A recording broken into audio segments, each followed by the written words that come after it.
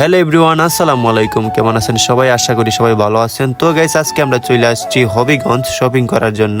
তো আমরা মূলত বাড়ি থেকে একটা টার্গেট নিয়ে আসছি। আমরা আজকে যাব টার্গেট ফ্যাশনে। গাইস, বলতে বলতে চলে আসলাম আমরা টার্গেট ফ্যাশনে। আর দেখতেই পারতেছেন জাকারিয়া আহমেদ রতন ভাইকে আমরা পেয়ে গেলাম। আর ভাই আমাদেরকে অনেক মায়া করেন। আর দেখতেই পারতেছেন আপনারা ভাই আমাদেরকে দেখে কতটা খুশি। আর গাইস, আপনারা চাইলেও এই শপে যেতে পারেন। ঈদ কালেকশন, ছেলেদের পাঞ্জাবি থেকে শুরু করে অনেক ধরনের কাপড় চোপড় এভেলেবেল আছে।